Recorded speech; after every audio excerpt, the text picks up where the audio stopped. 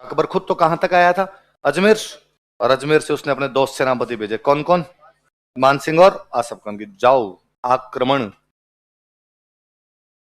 तो मेवाड़ पर आक्रमण करने के लिए कौन कौन से सेनापति भेजेंगे? कोई पूछेगा कि मान सिंह का स्वतंत्र सेनापति के रूप में पहला युद्ध कौन सा था? तो पहला युद्ध कौन सा था? हल्दीघाटी। कौन सा युद्ध था? हल्दीघाटी। ये वैसे उरी मूवी देखिए, उरी।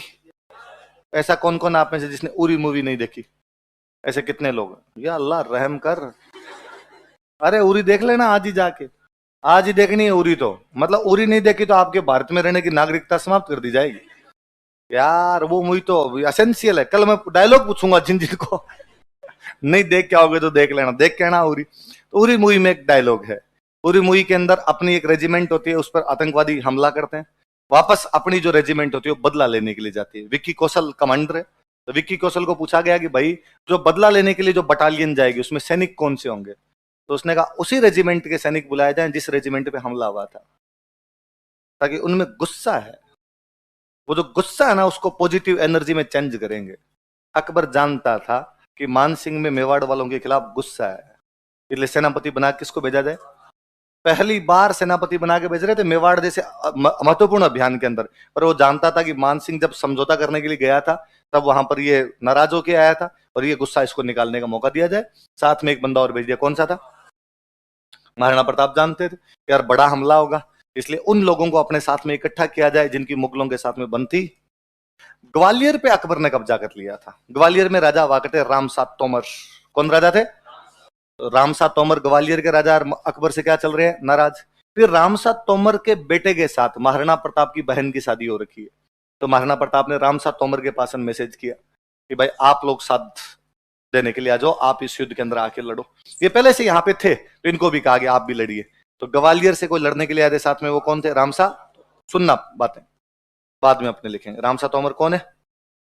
ग्वालियर के। कहां के राजा? ग्वालियर पे अकबर ने कब्जा कर लिया था, बेरोजगार है ये इधर मेवाड़ में, तो ये तो लड़ेंगे। मतलब मुगल विरोधी शक्तियां जो भी है उनका गठबंधन बनाया जाए। मैं कल से आपको बता रहा था कि अफगानों की और मुगलों की आपस में कभी नहीं बनती थी, क्योंकि मुगल जब भारत में आए थे, बाबर भारत में आया था तो भारत में राज था अफगानों का। इब्राहिम लोदी यहां पे राज कर रहा था, इसलिए मुगलों के खिलाफ जब कभी भी कोई लड़ता अफगान उसकी साइड से लड़ लेते।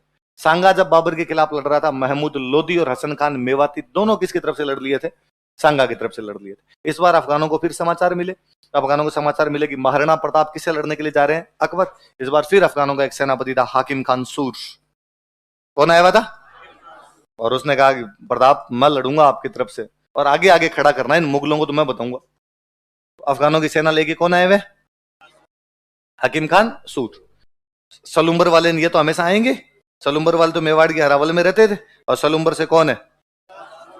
कृष्णदास चुंडाल। ये कहां से आए हुए आपके? सलुम्बर। एक इस भीलों वाले इलाके से एक आए थे राणा पुंजा। कौन आए थे? ये भीलों की सेना लेके। किसकी सेना लेके? भीलों के। भील बहुत अच्छे तीरंदाज हुआ करते, फिर भीलों को इन इलाकों का बहुत अच्छा सा ज्ञान था, तो भीलों की सेना लेके कौन आए हुए? राणा पुंजा। सलुम्बर से कौन आए हुए? कृष्णदास चुंडावत। अफगानों की सेना लेके हाकिम खान सूर। और ग्वालियर से कौन आए हुए? रामसा तोमर। मतलब मुगल विरोधी शक्तियों को प्रताप ने एक जगह करने की कोशिश की है। इसका मतलब प्रताप संगठन निर्माता है। प्रताप क्या है? वो जानते हैं कि यार लोगों को मैं उन लोगों को तो अपने साथ जोड़ ही सकता हूं जो मुगलों से इस समय सताए हुए। तो अफगान मुगलों की बनती नहीं, ग्वालियर और मुगलों की बनती नहीं, तो इनको तो ले ही लिया जाए कम से कम। ये उतार लो इधर वाले ना।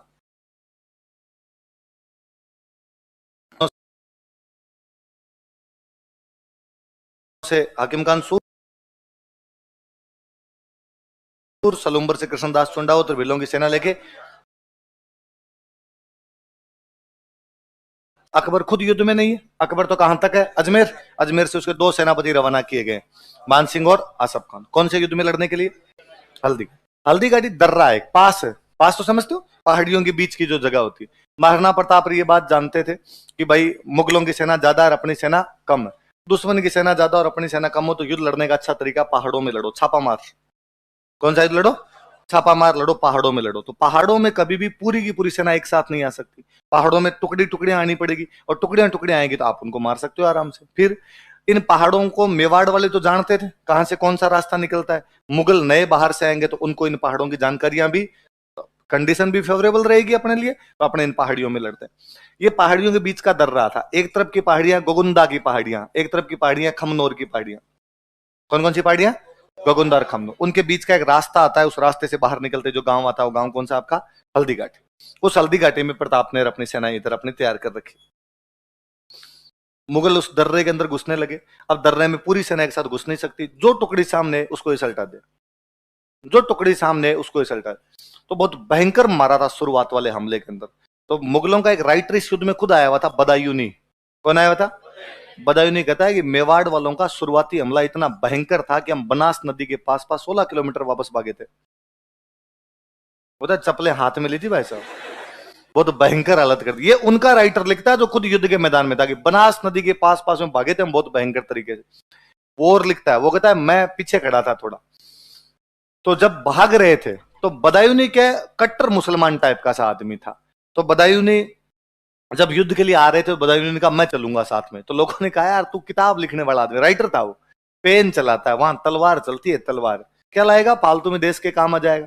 उसने कहा नहीं, मैंने सुना है वहां हिंदुओं से लड़ाई हो रही, काफिरों से लड़ाई हो रही, और वहां जब काफिरों का खून बहेगा तो अपनी दाढ़ी के लगाऊंगा, मुझे काफिरों के खून से अपने दाढ़ी को लाल करना है। फिर का खून खूब बहेगा, आजा तू दाढ़ी तो लाल कर ही लेना, तू तो चल अपने दाढ़ी को लाल करने का मौका तो ले। तो बदायूं ने कहा मैं पीछे खड़ा था, पीछे लड़ रहा था।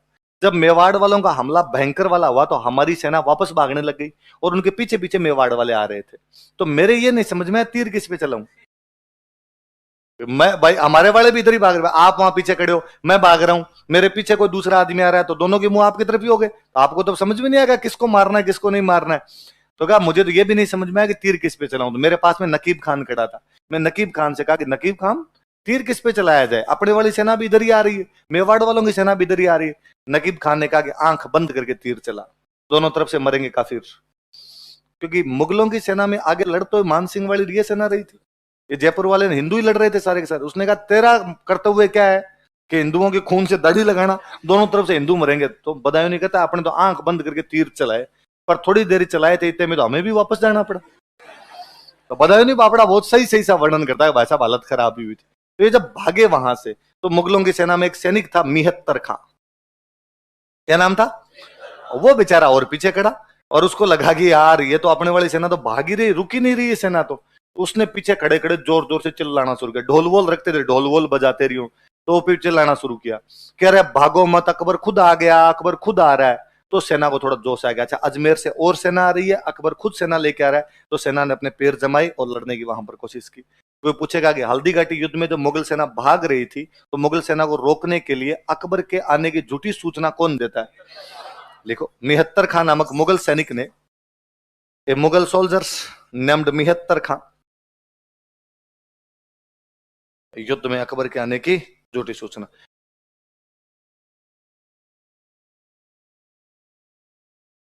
अब वो जब मुगल भागे, उनके पीछे पीछे मेवाड़ वाले भागे, दर्रा क्रॉस हो गया, दर्रा क्रॉस हो गया, तब मैदान था। तब उस मैदान के अंदर लड़ने लगे, उस मैदान में लड़ने लगे। तो प्रताप ने देखा कि मान सिंह हाथी पे बैठ के लड़ रहा था। मान सिंह के पास एक हाथी था, मर्दाना, क्या नाम था, उस मर्दाना हाथी पे लड़ रहा था। तो प्रताप को बड़ा गुस्सा आया, यार ठीक है आमेर वालों के पहले बाप बेटे समझाने के लिए आगे, मैंने कह दिया था कि यार लड़ाई तुम्हारी हमारी तो है नहीं, तुम क्यों पंचायती करते घूम रहे हो, लड़ाई मुगलों के साथ में, और अच्छा इस बार ये मुगलों की तरफ से युद्ध करने और आएंगे। तो प्रताप के पास घोड़ा था ही चेतक, उन्होंने चेतक को बाहर निकाला वहां से, और वो चेतक को आगे उस भीड़ को चीरते हुए, जो भी सामने है उनको मारते हुए एकदम उस हाथी के पास ले गए। चेतक बड़ा समझदार घोड़ा था, चेतक ने अपने अगले दोनों पैर हवा में उठा दिए, पिछले पैरों पे खड़ा हो गया वो, अपने अगले दोनों पैर उसने हाथी की सूंड पे टिका दिए। फिर वो कहानी ज्यादातर आप लोगों ने सुन रखी होगी, प्रताप अपना भाला फेंकते हैं उसके ऊपर, मान सिंह उस हाथी के होदे में नीचे हो जाता है, हाथी में बैठने की जगह होती है, तो भाला उसके ऊपर से निकल जाता है। पर मान सिंह खुद बहुत अच्छा सेनापति था। मान सिंह ने अपने हाथी की सूंड में पहले से एक चाकू लगा रखा था, जब चेतक अपने दोनों पैर वापस उतार रहा था तो उस चाकू से कट गए, आगे से खुर उड़ गए थे उसके दोनों के दोनों एकदम। अब उससे मुंह नहीं है, वो पैर चले नहीं उसके, भाई आप अगले पैर दोनों कट जाएंगे, आपके नाखून नहीं कट जाए फिर चल के दिखा दो, तो अब पैर में पूरा चाकू लग जाएगा फिर तो कैसे चल पाएगा घोड़ा। तो प्रताप को लगा यार अब तक तो बड़ा भाग रहा था, पर अचानक कैसे होगा। तो उनकी नजर गई यार घोड़े के पैर तो अगले कट गए, तो उन्होंने यार घोड़ा तो बाहर निकले यार, उनका प्रिय घोड़ा था, तो उस घोड़े को लेके बाहर निकलते हैं। मैं कल ही आपको बता रहा था कि मेवाड़ में जब भी कोई राजा किसी भी कारण से युद्ध से बाहर निकलता, कोई ना कोई सादड़ी का झाला राजा वाला मुकुट धारण करके वहां पे लड़ता था। इस बार सादड़ी का झाला था, झाला बिद्दा, कौन था, झाला? या इसी का नाम और है झाला मान। इसी को झाला बिद्दा भी कहते हैं, झाला मान भी कहते हैं। इस झाला बिद्दा को राजा वाला मुकुट दिया गया और कहा तू एक बार ये जगह ले, और वो पर चेतक को लेके वहां से बाहर निकलते हैं। पर चेतक हल्दी घाटी से थोड़ा सा बाहर निकलते मर ही जाता है। एक नाला था, उस नाले को क्रॉस करने का प्रयास करवाया था, वहां उसकी डेथ हो गई। वहां गांव पड़ता था बलीचा। कौन सा गांव था? उस बलीचा के अंदर चेतक की छतरी बनी हुई है। वह हल्दी घाटी से बाहर निकलते, तो लिखो।